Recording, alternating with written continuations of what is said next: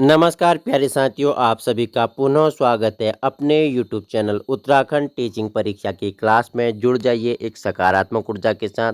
Copy कलम उठाना है और आपको मेरे साथ क्या नोट्स बनाते हुए चलना है।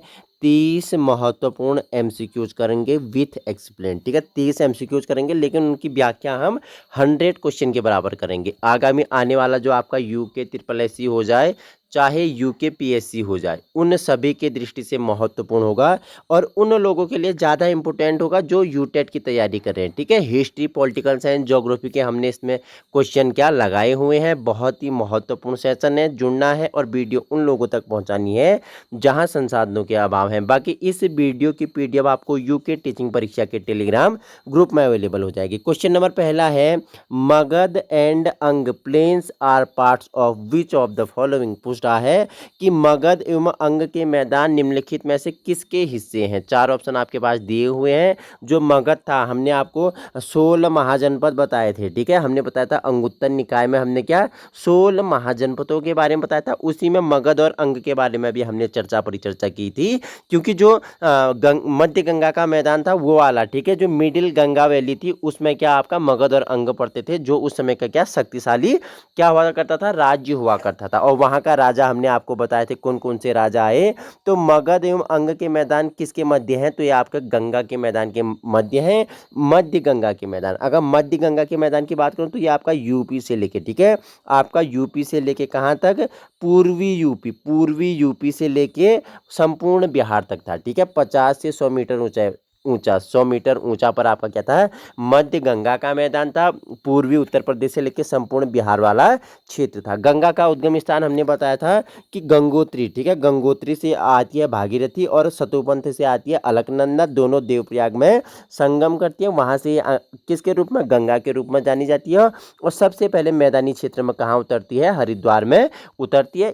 इसके बारे में भी हमने आपको वहां बताया था। और यही जो गंगा का मैदान था ये कृषि के लिए क्या था, प्रसिद्ध था। क्यों था, क्योंकि नदी पहाड़ से आ रही है तो अपने साथ मिट्टी लेके आ रही है। ठीक है, पत्थर लेके आ रही है, मिट्टी लेके आ रही है, विभिन्न प्रकार के उसके साथ क्या खनिज घुल के आ रहे हैं। तो ये क्या होता था, पूरा जो मध्य गंगा का मैदान था उसमें क्या होती है, कृषि के लिए भी प्रसिद्ध थी। ठीक है, क्वेश्चन नंबर सेकेंड है, आपसे पूछ रहा है, in which place was Kautilya a professor of political science and economics. क्या पूछा है, क्वेश्चन पूछा है कि कौटिल्य किस स्थान में राजनीति विज्ञान और अर्थशास्त्र के प्राध्यापक है। ये वही कौटिल्य है जिनको चाणक्य के नाम से जाना जाता है। किसके नाम से, चाणक्य के नाम से जाना जाता है। इनके प्रसिद्ध जो बुक्स का नाम है वो इकोनॉमिक्स है। ठीक है, इनकी किताब का नाम क्या है, अर्थशास्त्र है, जो उस समय के प्रशासन पे लिखी है। उस समय के जो प्रशासन है, राजनीति है, उस पे लिखा हुआ पुस्तक है। अगर वर्तमान अर्थशास्त्र की बात करूं तो उसके जनक कौन है, उसके पिता पूछेगा तो एडम से स्मिथ जो क्या है,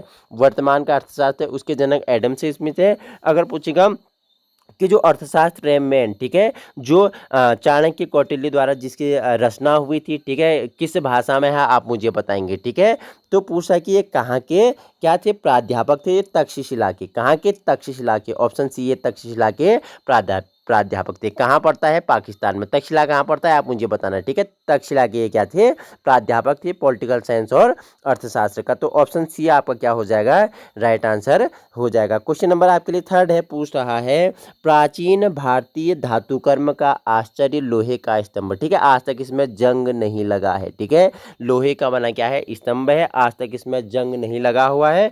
तो ये कहाँ, तो इसमें आज तक जंग नहीं लगा हुआ है। ठीक है, ये क्या है, लोहे का स्तंभ है, आश्चर्य है। आश्चर्य क्यों है बताओ, इतना साल पुराना जो लोहे का स्तंभ है, आज तक इसमें जंग नहीं लगा हुआ है। ठीक है, ऑप्शन ए है पुणे, ऑप्शन बी है आपका दिल्ली, ऑप्शन सी है लखनऊ, ऑप्शन डी है उपरोक्त में से एक से अधिक, ऑप्शन ई है उपयुक्त में से कोई नहीं। जो क्या है, प्राचीन भारतीय धातुकर्म का आश्चर्य है, लोहे का स्तंभ है, किस शहर में स्थित है, तो ये दिल्ली में। ठीक है, दिल्ली में स्थित है। बाकी अगर इसके बारे में हम बताऊं तो यह कुतुब परिसर में खड़ा है। ठीक है, कुतुब परिसर में खड़ा है। अपनी जंग प्रतिरोधक संरचना के लिए यह प्रसिद्ध है। 7 मीटर क्या है, अधिक ऊंचा है, लोहे का स्तंभ है। चंद्रगुप्त द्वितीय विक्रमादित्य ने से 375 से 413 ईस्वी द्वारा विजय स्तंभ के रूप में से बनाया गया था। ठीक है, महत्वपूर्ण क्वेश्चन है, स्टार लगा लेना है। क्वेश्चन नंबर 4 है, फटाफट पढ़ना और मुझे आंसर बताना। ठीक है, 4 ऑप्शन आपके पास है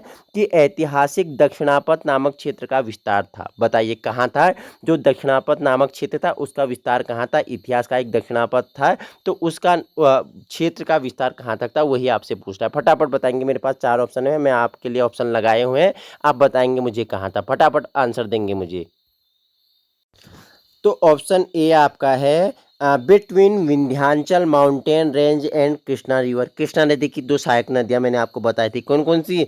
बताइए, भीमा और तुंगभद्रा किसकी सहायक नदियां हैं, फटाफट बताएंगे। ठीक है, ऑप्शन बी है आपका between Vindhyachal mountain range and Kaveri river. ठीक है, ऑप्शन सी है आपका between Satpura mountain range and Nilgiri. Nilgiri हमने बताया था, नीलगिरी की सबसे ऊंची चोटी हमने बताया था, पूछता है दोदा बेट्टा हो गया। ठीक है, इसमें टूंड नाम की जनजाति का निवासी स्थान कौन सा है? नीलगिरी है। ठीक है, ऑप्शन डी है more than one of the above है, और ऑप्शन ई है नॉन ऑफ द अबव है। बताना मुझे क्या राइट आंसर हो जाएगा। तो इसका ऑप्शन ई आपका, ई क्या हो जाएगा बताइए मुझे। ई नहीं, ऑप्शन डी आपका राइट आंसर होगा। ठीक है, more than one of the above, उपयुक्त में से एक से अधिक आपका क्या होगा?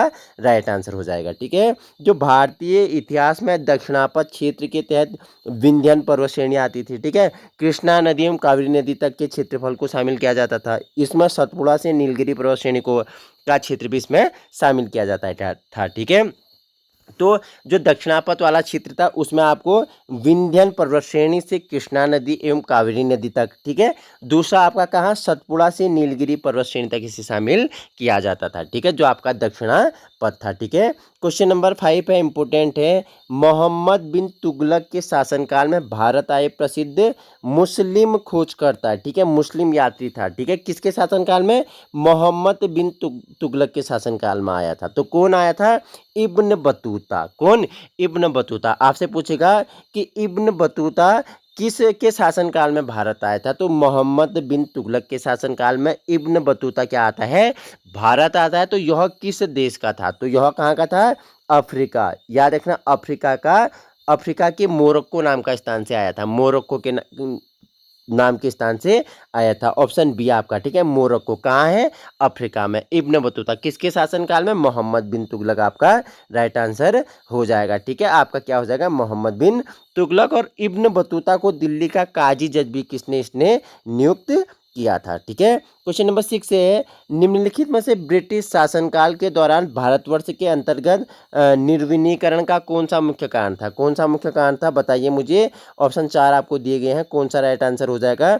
तो ऑप्शन सी, उस समय जो क्या था, ब्रिटिश शासन काल के दौरान भारत में जो निर्वनीकरण का मुख्य कारण था वो क्या था? विस्तारित खेती की मांग को पूरा करने के लिए भूमि को उन्नत करना था। क्या था? जो कृषि वाली भूमि थी, जो मुख्य कारण था उसका विस्तारित खेती की मांग को पूरा करने के लिए भूमि को क्या करना था? उन्नत करना था। साथ ही बढ़ती जनसंख्या, अधिक खाद्यान्न की मांग, वाणिज्यिक फसल। वाणिज्यिक फसल के अंतर्गत कौन कौन से आते हैं? वाणिज्यिक फसल जो लाभ के उद्देश्य से जो फसलें की जाती हैं, जिसमें आपका चाय हो गया। ठीक है, चाय हो गया, कहवा हो गया, कहवा मतलब कॉफ़ी हो गया। ठीक है, जूट हो गया, पटसन हो गया, ये सब क्या है? वाणिज्यिक फसल है। ठीक है, क्वेश्चन नंबर 7 भी आपके लिए इंपॉर्टेंट है। 1859 के अंतर्देशीय उत्प्रवास अधिनियम के प्रावधान थे। तो क्या प्रावधान थे? 4 ऑप्शन आपको दिए गए हैं। तो एक क्वेश्चन तो बन जाएगा कि अंतर्देशीय उत्प्रवास अधिनियम कब आया? तो 1859 में आया था। तो इसके क्या प्रावधान थे? इसके प्रावधान क्या थे? तो इसका प्रावधान था कि 1859 का जो अंतर्देशीय उत्प्रवास अधिनियम था, ब्रिटिश शासन के औपनिवेशिक सरकार द्वारा पारित किया गया था। ठीक है, 1859 के अंतर्देशीय उत्प्रवास अधिनियम के तहत बागान श्रमिकों को बिना अनुमति के चाय बागानों को छोड़ने की अनुमति नहीं थी। ठीक है, जो 1859 का अंतर्देशीय उत्प्रवास अधिनियम था, इसमें क्या था? जो बागान श्रमिक थे, कैसे बागान श्रमिक थे? चाय वाले। ठीक है, उन्हें बिना अनुमति के क्या? चाय बागानों को छोड़ने की अनुमति नहीं थी, और उन्हें शायद ही कभी ऐसी अनुमति दी जाती थी। ठीक है, तो ये क्या थे? 1859 के अंतर्देशीय उत्प्रवास अधिनियम के क्या थे?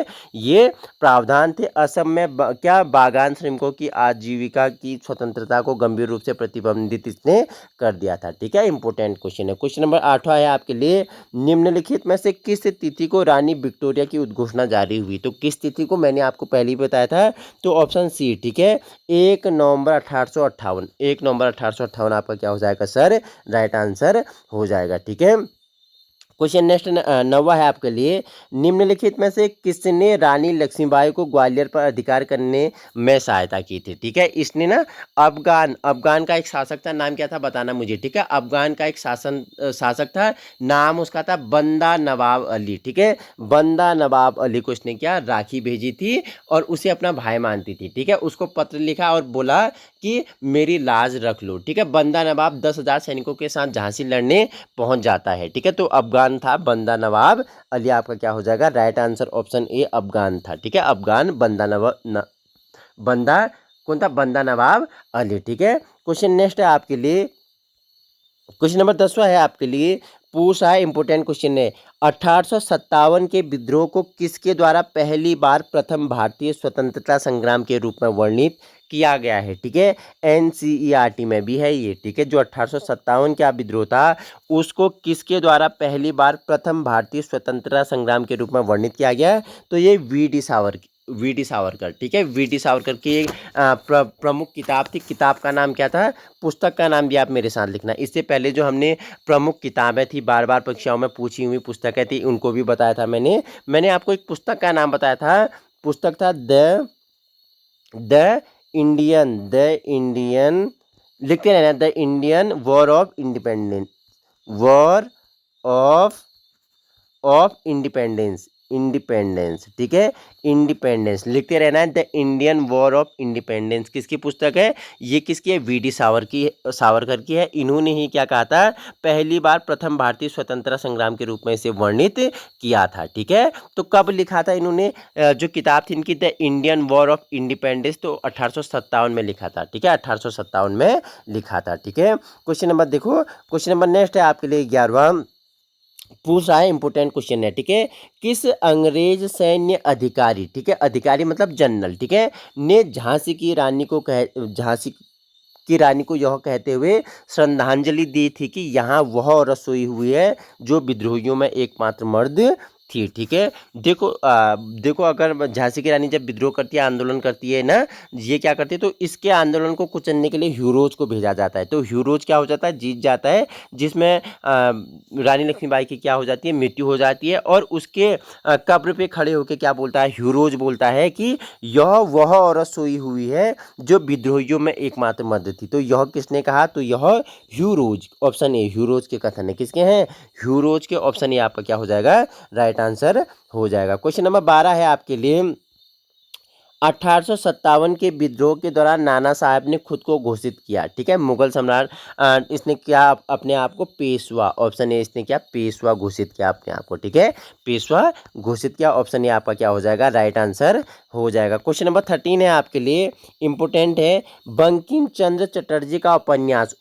आपसे पूछेगा कि आनंद मठ किसका उपन्यास है, तो एक क्वेश्चन बन जाएगा, आनंद मठ किसका है, बंकिम चंद्र चटर्जी का। ठीक है, वंदे मातरम गीत के रचयिताकार कौन है, आपने बोला बंकिम चंद्र चटर्जी। ठीक है, तो जो बंकिम चंद्र चटर्जी का उपन्यास है आनंद मठ, किस विद्रोह का उल्लेख इसमें किया गया है, किस विद्रोह से ये प्रेरित है, तो सन्यासी विद्रोह इसमें। ठीक है, जो आनंद मठ है ये किससे, सन्यासी विद्रोह से प्रेरित है, उस विद्रोह के बारे में इसमें बताया गया है। किसका है आनंद मठ, बंकिम चंद्र चटर्जी का। ठीक है, इंपोर्टेंट क्वेश्चन है। ठीक है, आइए क्वेश्चन नंबर नेक्स्ट करते हैं, क्वेश्चन नंबर 14 है आपके लिए, निम्नलिखित में से कौन सी घटना सबसे पहले हुई है। आप देखो, एक दिया है संताल विद्रोह, एक दिया बिरसा मुंडा का विद्रोह, एक दिया ताना भगत आंदोलन, और एक है आप यह उपयुक्त में से एक से अधिक, और ऑप्शन ई है नॉन ऑफ द अबव, उपयुक्त में से कोई नहीं। तो सबसे पहले क्या हुआ बताना, संथाल हुआ, बिरसा मुंडा हुआ, ताना भगत हुआ, क्या सबसे पहले हुआ, फटाफट बताएंगे मुझे कौन सा विद्रोह सबसे पहले हुआ है, आप मुझे फटाफट मुझे आंसर करेंगे, क्या राइट आंसर हो जाएगा। तो सबसे पहले क्या होता है बताना मुझे, फटाफट बताना कि सबसे पहले होता है संथाल विद्रोह, ऑप्शन ए सबसे पहले होगा आपका क्या, संथाल विद्रोह होगा, सबसे पहले आपका संथाल विद्रोह होगा। कब होता है संथाल विद्रोह, 1899 से 19 में हुआ था। कब, 1899 से, सॉरी 1899 से 19 में हुआ, 1900 में हुआ था, 1900 में आपका क्या हुआ था, संथाल विद्रोह हुआ था। ठीक है, कहाँ पे, तो यह झारखंड के छोटा नागपुर के क्षेत्र में हुआ था। इसे मुंडा उलगुलान विद्रोह भी कहा जाता है। इसे क्या कहा जाता है? ऐसा है क्या? नहीं कहा जाता है। ठीक है, मैं अगर बताऊं संथाल विद्रोह के बारे में, हाँ बच्चे हाँ बोल रहे हैं। देखो एक बार मैंने क्या मैंने हाँ बोला, मेरा अगर कि टीचर ने बताया तो वही सब कुछ है, ऐसा नहीं है। ठीक है, तो जो संथाल विद्रोह हुआ था 30 जून 1855 को। संथाल विद्रोह कब हुआ था? 30 जून। ठीक है, गलत बता रहा हूँ क्या? 30 जून, सर्च कर लेना। 30 जून, संथाल विद्रोह की डेट याद रखो, 30 जून, 30 जून 1855 को। ठीक है, नेता कौन था? सिद्धू और कान्हू। नेता कौन था इसका? सिद्धू और कान्हू था। ठीक है, और जो 1899 में और 1900 में था वो था बिरसा मुंडा विद्रोह। ठीक है, 1899 से 1900 में बिरसा मुंडा विद्रोह हुआ था। इसका नेता कौन था? बिरसा मुंडा था। ठीक है, छोटा नागपुर के क्षेत्र में हुआ था। इसे क्या मुंडा उलगुलान विद्रोह भी कहा जाता है। उसके बाद आपका ताना भगत होता है। उसके बाद आपका ताना भगत होता है कब? 1914 से 20 तक होता है। झारखंड के छोटा नागपुर पठार वाले क्षेत्र में होता है। इसका नेता जतरा उराव थे। इसका नेता कौन था? जतरा उराव थे। तो सबसे पहले होता है आपका क्या होता है? संथाल विद्रोह होता है। कब होता है? हमने बताया 1855 में। उसके बाद बिरसा मुंडा 1899 में, और उसके बाद आपका क्या होता है? ताना भगत 1914 से 20 तक। ठीक है, याद रखना, ये एक्सप्लेन है पूरा, आप देख लेना इसे। ठीक है, आपको मैं पीडीएफ प्रोवाइड करवा दूंगा, वहाँ देख लेना। क्वेश्चन नंबर नेक्स्ट है, ताना भगत आंदोलन संबंधित है किससे? है दलित आंदोलन से, आदिवासी आंदोलन से, किसान आंदोलन से, उपयुक्त में से कोई नहीं, उपयुक्त में से एक से अधिक। तो आपको पता ना, ताना भगत की अगर बात करूं तो ताना भगत किससे संबंधित है? बताइए मुझे फटाफट। ठीक है, यह क्या था? एक आदिवासी आंदोलन था। ऑप्शन बी, ताना भगत क्या था? आदिवासी आंदोलन था। कब? 1914 से 20 में हुआ था। कहाँ? जो झारखंड का छोटापुर नागपुर वाला क्षेत्र है उसमें हुआ था। नेता इसका कौन था? हमने बताया था जतरा उराव। इसका नेता कौन था? जतरा उराव इसके नेता थे। कहाँ हुआ था? तो झारखंड के छोटा नागपुर वाले पठार में हुआ था। तो ताना भगत किससे? एक आदिवासी आंदोलन से संबंधित है। ठीक है, क्वेश्चन नंबर सर नेक्स्ट है आपके लिए 70 नंबर का क्वेश्चन है आपके लिए, निम्नलिखित में से कौन सा विद्रोह आंदोलन लंबी दाढ़ी रखने पर कर लगाए जाने के कारण? अब देखो, आपने कहा लंबी दाढ़ी रखी ना, तो आप पे कर लगाया जाएगा। तो कौन सा विद्रोह आंदोलन लंबी दाढ़ी रखने पर कर लगाए जाने के कारण हुआ था? तो ये आपका क्या? बहाबी। बहाबी आपका क्या हो जाएगा? बहाबी आंदोलन क्यों हुआ था? लंबी दाढ़ी रखी है तो उसमें कर लग जाता था, तो बहाबी आंदोलन आपका क्या हो जाएगा? राइट आंसर हो जाएगा। ठीक है, बहाबी आंदोलन विद्रोह लंबी दाढ़ी रखने पर कर लगाए जाने के कारण हुआ था। यह आंदोलन वर्ष 1831 में हुआ था। इससे संबंधित नेता सैयद अहमद थे। इससे संबंधित नेता कौन थे?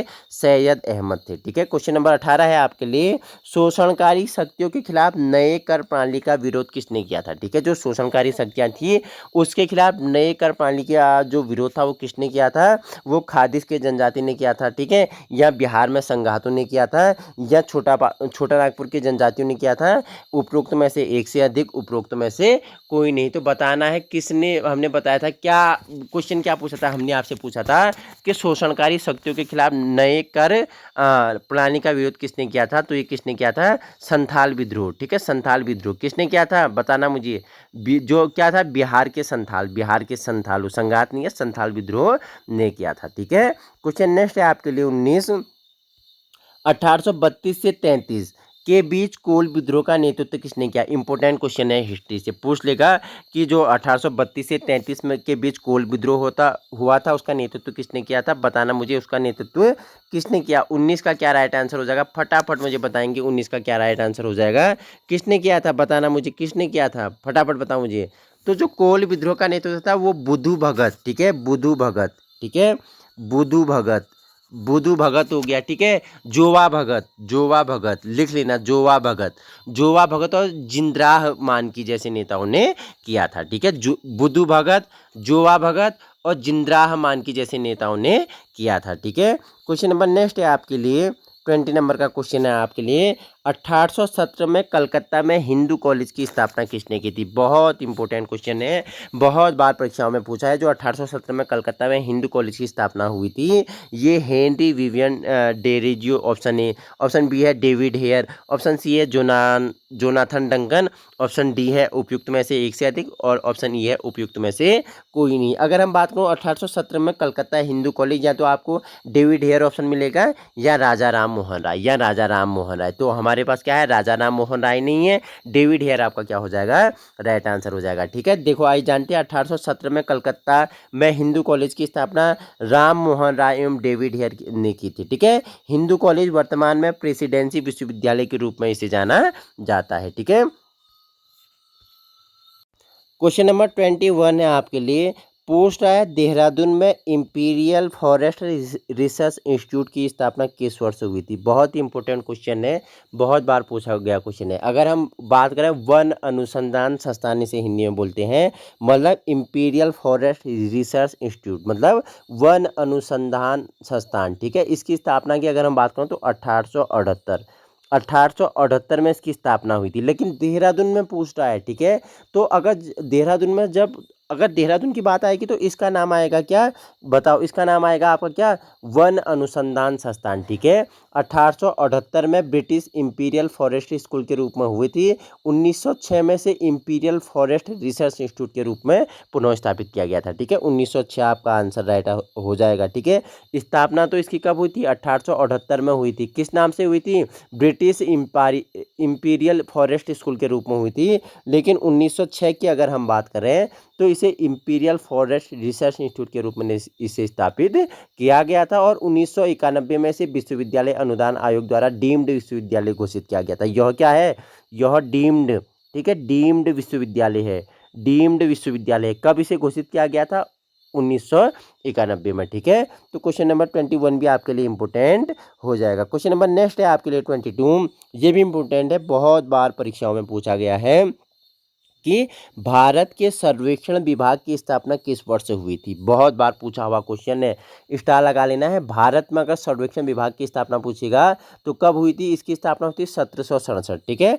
1767 ऑप्शन बी आपका राइट आंसर हो जाएगा। ठीक है, भारतीय सर्वेक्षण विभाग विज्ञान एवं प्रौद्योगिकी विभाग के अधीन ये देश का क्या है, राष्ट्रीय सर्वेक्षण मानचित्र संगठन है। ठीक है, मानचित्र बनाता है, तो इसकी स्थापना कब हुई थी, 1767 में। ऑप्शन बी आपका क्या हो जाएगा, राइट आंसर हो जाएगा। ऑप्शन बी 1767 में क्या हुई थी, भारत में सर्वेक्षण विभाग की स्थापना हुई थी। ठीक है, क्वेश्चन नंबर नेक्स्ट है आपके लिए, क्वेश्चन है आपके लिए 23 क्वेश्चन है, यूथ बंगाल मूवमेंट की स्थापना का श्रेय किसे दिया जाता है। इंपोर्टेंट है, यूथ बंगाल मूवमेंट की स्थापना का श्रेय किसे दिया जाता है। ऑप्शन ए हेनरी विवियन डेरेजू है, ऑप्शन बी है ईश्वरचंद्र विद्यासागर। ठीक है, जिन्हें विधवा पुनर्विवाह पारित किया था, ईश्वरचंद्र विद्यासागर। ठीक है, राजा राम मोहन राय, ठीक है, सती प्रथा का अंत किया था, हमने बताया था। ठीक है, पुनर्जागरण का पिता, अग्रदूत का पिता कहा जाता है, हमने सब बताया राजा राम मोहन राय को। राजा नहीं थे, अकबर द्वितीय ने इन्हें राजा की उपाधि दी थी। ठीक है, उपरोक्त में से एक से अधिक, उपयुक्त में से कोई नहीं। ठीक है, अगर पूछेगा आपसे क्या, यूथ बंगाल मूवमेंट, तो इसकी स्थापना किसने, हेनरी लुइस विवियन डेरेजू ने हिंदू कॉलेज कलकत्ता में एक शिक्षक युवा बंगाल आंदोलन से संबंधित थे। ठीक है, जो हेनरी लुइस विवियन डेरेजू है, इन्होंने क्या यूथ बंगाल की स्थापना की थी। ठीक है, क्वेश्चन नंबर आपके लिए 24 भी बहुत इंपॉर्टेंट है, जो हमने इससे पहले बुक्स वाला सीरीज किया था वहां आपको पढ़ाया हुआ है, द व्हील्स ऑफ हिस्ट्री, इतिहास के पहिए। ठीक है, द व्हील्स ऑफ हिस्ट्री, इतिहास के पहिए हिंदी में बोलते हैं, इंग्लिश में द व्हील्स ऑफ हिस्ट्री। ठीक है, नामक पुस्तक किसने लिखी है, बताना है, बहुत इंपॉर्टेंट है। ठीक है, तो ऑप्शन ए आपका है लोकमान्य बाल गंगाधर तिलक। ठीक है, ऑप्शन बी है राम मनोहर लोहिया, ऑप्शन सी है क्या, बताइए ऑप्शन सी क्या है, फटाफट बताना मुझे, ऑप्शन सी बताइए मुझे, ऑप्शन सी आपका क्या हो जाएगा, ऑप्शन सी आपका क्या है, बताइए मुझे, जयप्रकाश नारायण। ये क्या है, जयप्रकाश नारायण है। ठीक है, देखो हिंदी में टाइपिंग मिस्टेक है तो आप यहाँ देख सकते हो, इंग्लिश में जयप्रकाश नारायण। ऑप्शन डी है more than one of the above, option है नॉन ऑफ द अबव, इनमें से कोई नहीं। पूछेगा, बहुत ही इंपॉर्टेंट किताब है। ठीक है, द व्हील्स ऑफ क्या है, हिस्ट्री। ठीक है, इतिहास के पहिए नामक किताब किसकी है, तो यह किताब किसकी है, यह किताब किसकी है, बहुत ही इंपॉर्टेंट क्वेश्चन है, किसकी किताब है, बताना मुझे, फटाफट टाइप करो, किसकी किताब है, इंपॉर्टेंट है तब बता रहा हूँ। ठीक है, राम मनोहर लोहिया। ठीक है, Ram Manohar, the wheels of history पूछेगा, इतिहास के पहिए, तो राम मनोहर लोहिया की किताब है। ठीक है, अगर ऑप्शन ए की बात करें, हम बाल गंगाधर तिलक की बात करें, तो इनका क्या था, गीता रहस्य, इनका गीता रहस्य। ठीक है, इनका गीता रहस्य हमने बताया था, और इनके दो पत्र निकलते पूछता है, एक केसरी हो गया, केसरी की भाषा पूछेगा तो मराठी, और एक आपका मराठी की भाषा पूछेगा तो अंग्रेजी। दो पत्र निकालते थे, एक केसरी की भाषा मराठी थी, और एक आपका क्या, बताइए मुझे, एक मराठी की भाषा इंग्लिश थी, ठीक है। और तीसरा ऑप्शन था जो जयप्रकाश नारायण है, इनकी क्या है, इनकी प्रिजन डायरी है 1975 में ये लिखते हैं, ठीक है। प्रिजन डायरी किसकी है बताना। अब मेरे साथ एक्टिविटी करना है, ठीक है। The wheels the wheels of